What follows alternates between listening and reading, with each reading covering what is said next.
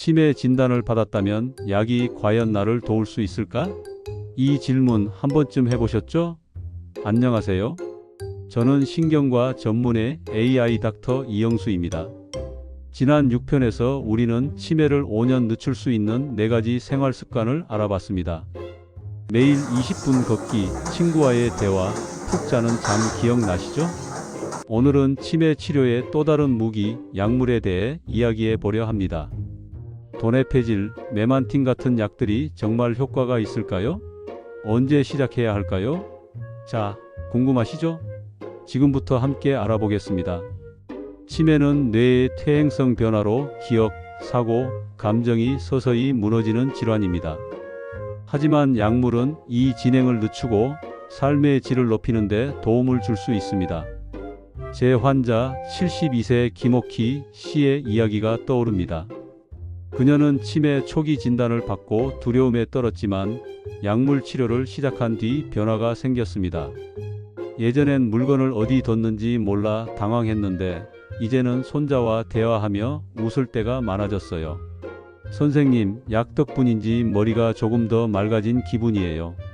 그녀의 미소는 단순한 증상 개선이 아니라 가족과의 소중한 시간을 되찾은 증거였습니다.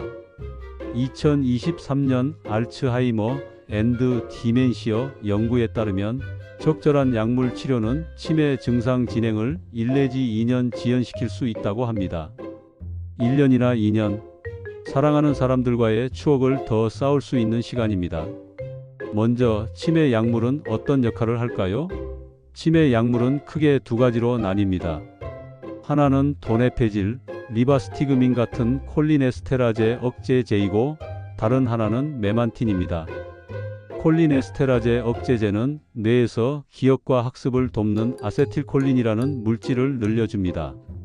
메만틴은 뇌세포를 과도한 자극으로부터 보호해 진행을 늦추죠. 이 약들은 치매를 완치하지는 못하지만 증상을 완화하고 일상생활을 더 오래 유지할 수 있게 돕습니다. 제 환자 69세 박영철 씨는 도네페질을 복용한 뒤로 식사 준비를 다시 시작했어요. 선생님, 요즘은 아내와 함께 장을 보러 가요. 예전엔 리스트도 잊어버렸는데 이젠 메모하며 다닌답니다. 2022년 저널 오브 클리니컬 뉴럴러지 연구에 따르면 도네페질은 알츠하이머병 초기 환자의 인지 기능을 20에서 30% 개선할 수 있다고 합니다. 이건 단순한 숫자가 아니에요. 일상에서 작은 독립을 되찾는 기쁨입니다. 그렇다면 약물 치료는 언제 시작해야 할까요? 많은 분이 치매 진단을 받으면 바로 약을 먹어야 하나 고민합니다. 답은 간단하지 않아요. 치매의 종류와 진행 정도에 따라 다르기 때문입니다. 알츠하이머병 초기라면 도네페질 같은 약을 조기에 시작하는 게 효과적입니다. 2023년 뉴럴러지 연구에 따르면 초기 단계에서 약물 치료를 시작한 환자는 증상 악화가 12 내지 18개월 지연됐습니다. 하지만 혈관성 치매라면 약물보다는 고혈압, 당뇨 같은 원인 질환 관리부터 시작해야 할 때도 있죠. 제 환자 75세 이정순 씨는 혈관성 치매 진단을 받았습니다. 약물보다는 혈압 관리와 운동을 먼저 권했더니 그녀는 이렇게 말했어요. 선생님, 약 없이도 내가 할 수 있는 게 많다는 걸 알았어요. 약물은 만능이 아니에요. 생활 습관과 함께 병행할 때 빛을 발합니다. 약을 시작하기 전 꼭 알아야 할 게 있습니다. 치매 약물은 부작용이 있을 수 있어요. 도네페질은 메스꺼움이나 설사를, 메만틴은 어지럼증을 일으킬 수 있습니다. 제 환자 70세 최민호 씨는 도네페질을 처음 먹었을 때 속이 울렁거렸다고 했어요. 하지만 저용량부터 시작해 서서히 늘리니 적응했죠. 선생님, 이제는 약 먹는 게 익숙해요. 부작용이 걱정되시죠? 의사와 상의하면 부작용을 줄이는 방법을 찾을 수 있습니다. 2024년 어메리컨 저널 오브 제리애트릭 사이카이어트리에 따르면 부작용으로 약을 중단하는 환자는 10% 미만입니다. 대부분은 적절한 조정으로 계속 복용할 수 있죠. 약물 치료의 타이밍만큼 중요한 건 가족의 역할입니다. 제 환자 67세 오순자 씨는 약을 깜빡 잊곤 했습니다. 딸이 매일 저녁 약 상자를 챙겨주며 이렇게 말했죠. 엄마, 이 약은 우리가 같이 싸우는 무기야.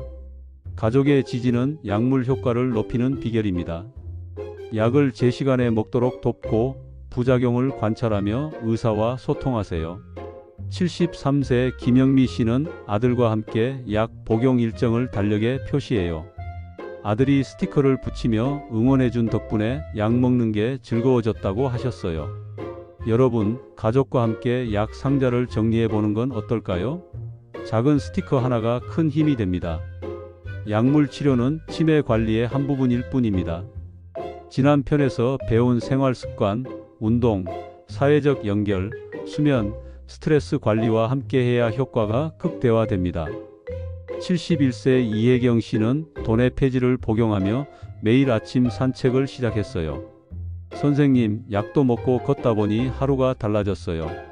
그녀는 손자와 공기놀이를 하며 웃는 시간이 늘었다고 했습니다. 2024년 알츠하이머 리서치 앤드 세러피에 따르면 약물과 생활 습관을 병행한 환자는 증상 진행이 최대 2년 더 느려졌습니다.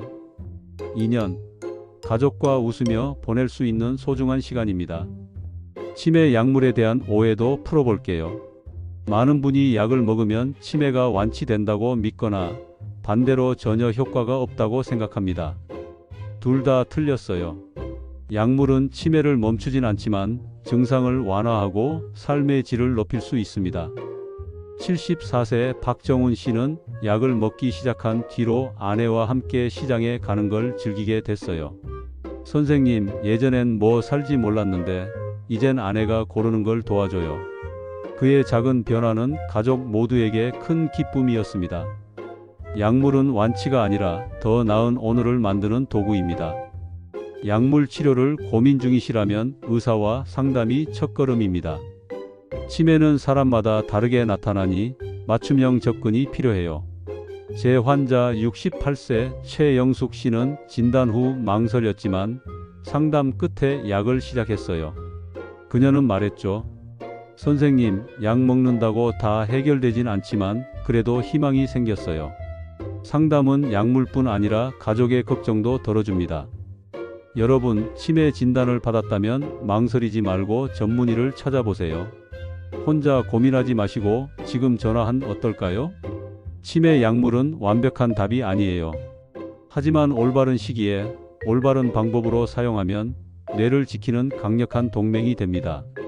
제 환자 76세 김순자 씨는 약을 먹으며 매일 손자와 전화로 수다를 떨어요.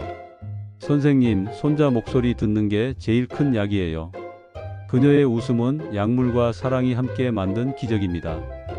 여러분, 약물 치료에 대해 궁금한 점 있으시죠? 약이 무서운 분, 효과가 궁금한 분, 지금이 시작할 때인지 고민인 분 댓글로 남겨주세요. 제가 다음 영상에서 답해 드릴게요. 자, 여러분, 치매와의 싸움에서 약물은 우리의 무기입니다. 돈의 폐질 한 알, 메만틴 한 정이 가족과의 소중한 시간을 더해줄 수 있습니다. 오늘 여러분은 어떤 첫걸음을 내디딜 건가요? 의사와 상담? 가족과 약 상자 정리? 치매는 두려운 상대지만 우리는 그 싸움에서 이길 도구를 가지고 있습니다. 다음 편에서는 가족 중 치매 환자가 있다면 어떻게 해야 할까를 이야기해 보겠습니다. 간병의 부담 초기 대응법 궁금하시죠? 놓치고 싶지 않으시다면 지금 구독과 좋아요를 눌러주세요. 궁금하신 점은 댓글로 남겨주시면 AI 닥터가 영상으로 답변 드리겠습니다. 이 영상은 귀로 듣는 건강정보 AI 건강 닥터였습니다. 감사합니다.